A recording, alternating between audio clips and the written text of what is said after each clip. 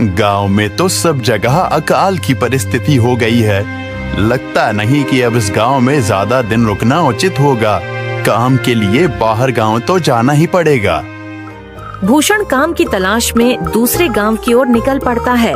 चलते चलते वह विजयपुर गांव में आ जाता है।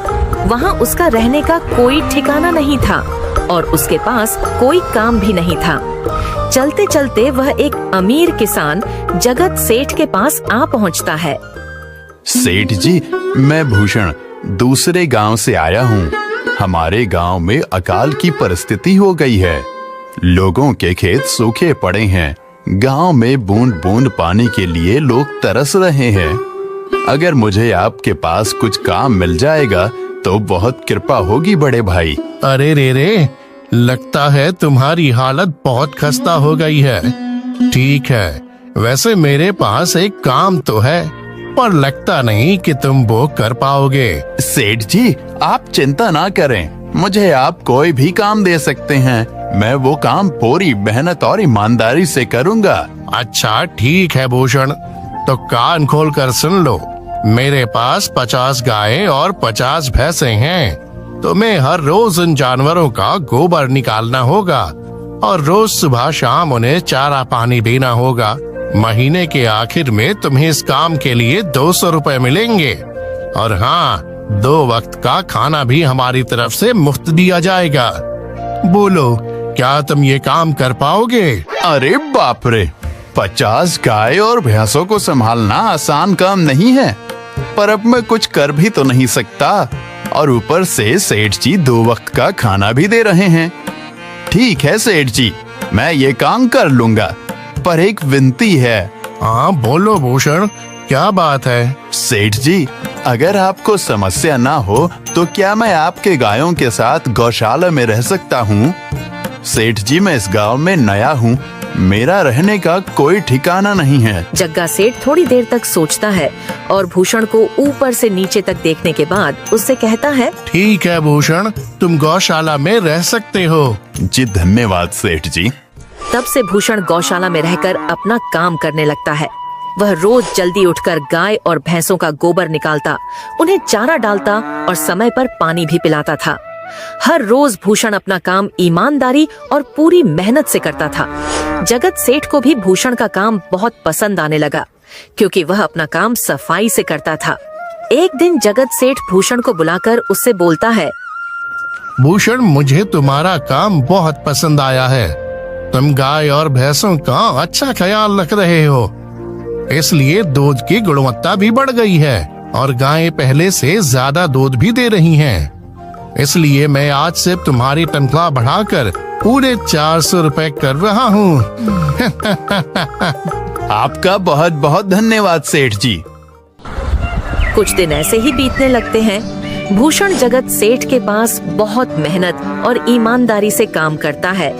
धीरे धीरे भूषण के पास अच्छा खासा रुपया जमा हो जाता है, जिससे वह अपने लिए छोटा सा रहने लायक एक कुटिया बनवा लेता है।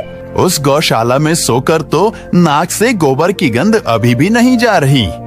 अब आखिरकार मुझे अपने घर में चैन से सोने को तो मिलेगा। तब से भूषण जगत सेठ के पास गौशाला में काम करने आता और 2 वक्त का खाना खाकर अपने घर सोने के लिए चला जाता था। कई साल ऐसे ही बीत जाते हैं। भूषण की मेहनत के कारण उसके पास अच्छा खासा रुपया जमा हो जाता है।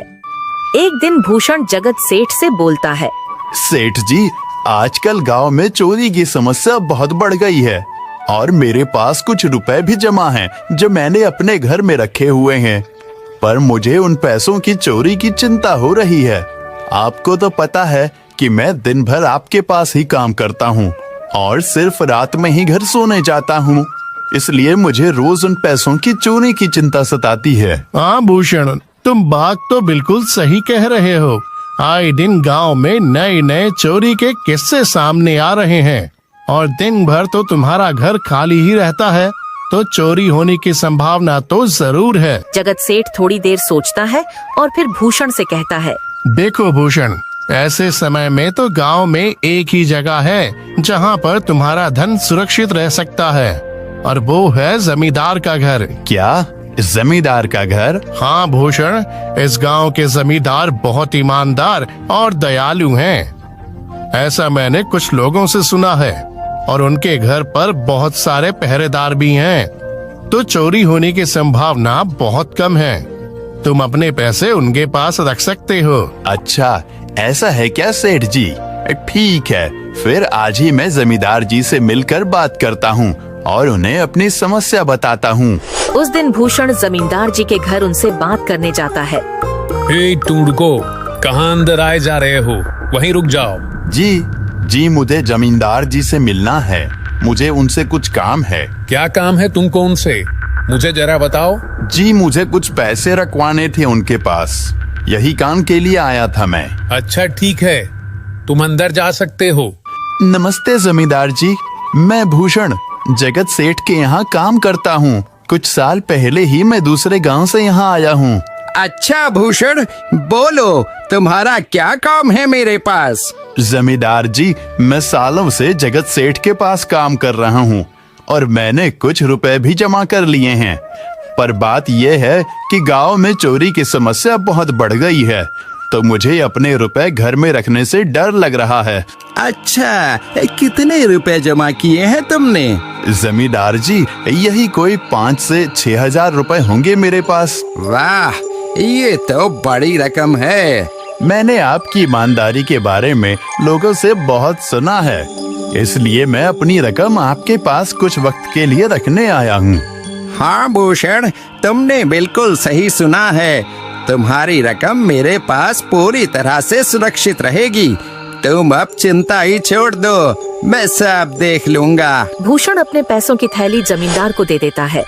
ये पूरे 5,800 रुपए हैं, आप गिनकर देख लीजिए।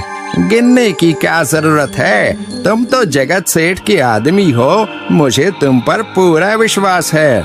जमींदार जी, आपका बहुत बहुत धन्यवाद। अब मुझे चोरों का कोई डर नहीं है, क्योंकि मेरे पैसे सुरक्षित हाथों में हैं। अरे भूषण, कोई बात नहीं, धन्यवाद तो मुझे बोलना चाहिए, जो तुम मेरे पास आए अपने रुपए रखने के लिए।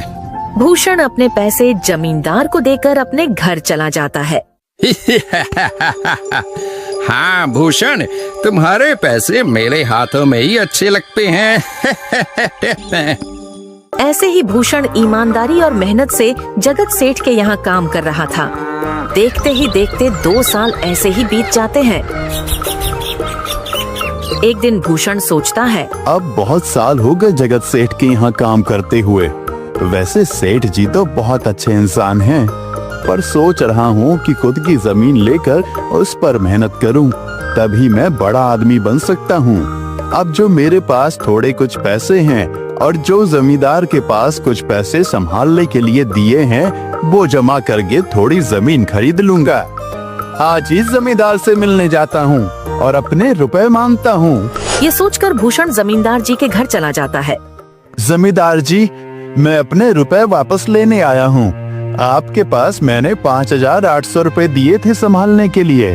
अरे भाई साहब, मैंने पहचाना नहीं आपको, वैसे कौन हो आप? अरे जमींदार जी, मैं भूषण हूँ। पिछले साल मैंने आपको पैसे संभालने के लिए दिए थे, याद आया कुछ?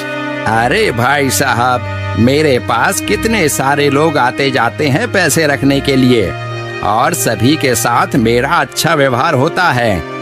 वैसे आपके पास कोई कागजात हैं क्या?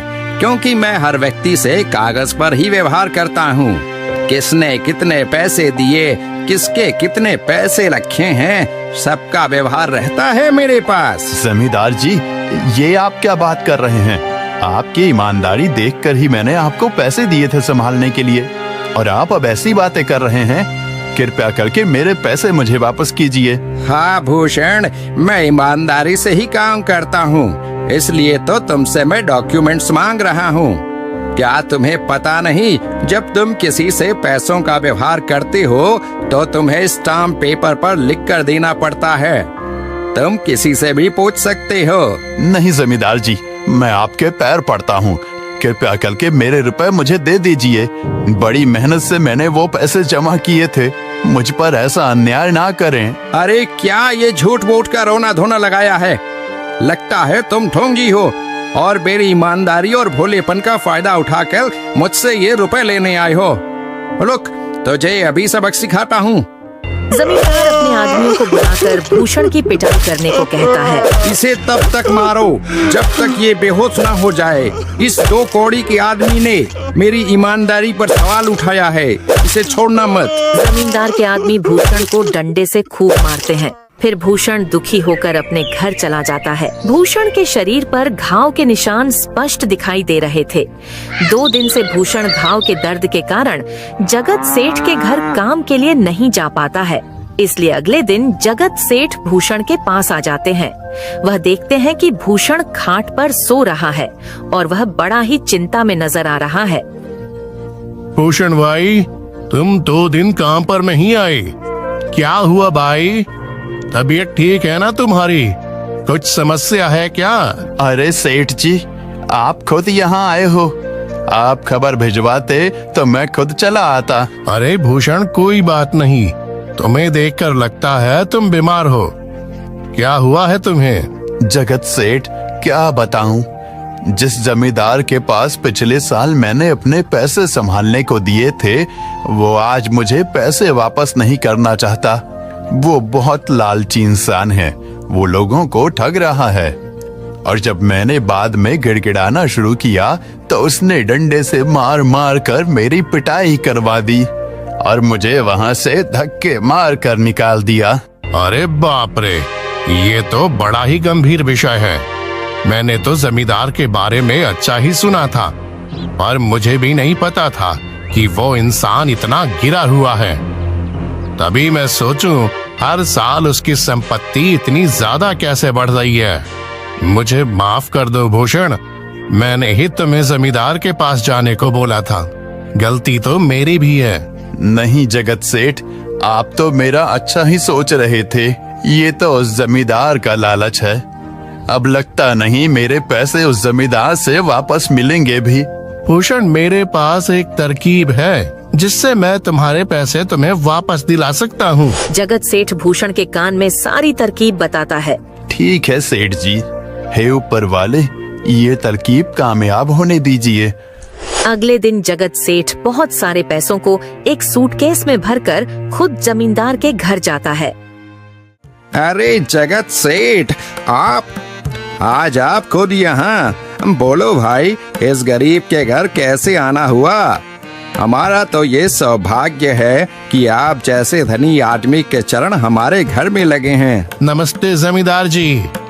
अरे जमींदार जी, आप तो मुझे अब लज्जित कर रहे हैं। वैसे मैं कुछ महीनों के लिए दूसरे राज्य में व्यापार करने जा रहा हूँ।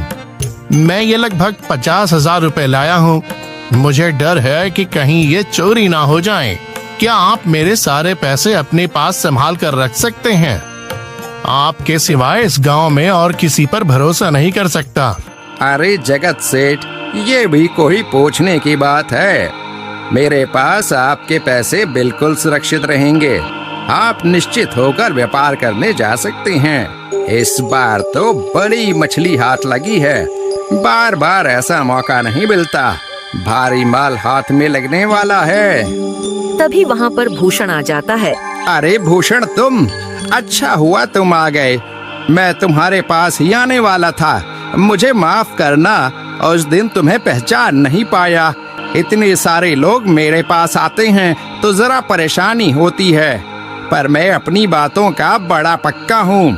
हाँ रुको, मैं तुम्हारे सारे पैसे अभी देता हूँ। जमींदार भूषण के सारे पैसे उसे लौटा देता है। माफ करना भूषण, मेरे आदमियों ने तुम्हारे साथ उस दिन बदतमीजी की।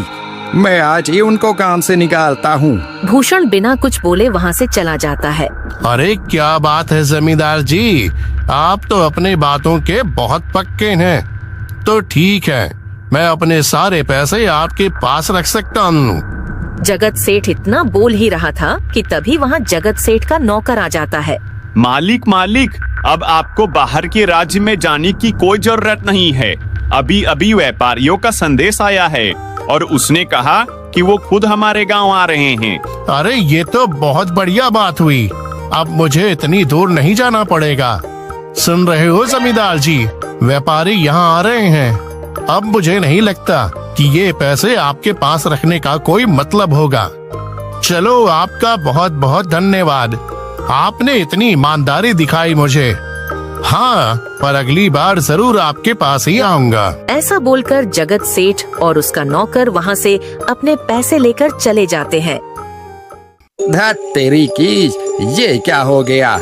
ये 50,000 तो चले गए और जो भूषण के 5,800 रुपए हड़प लिए थे वो भी चले गए।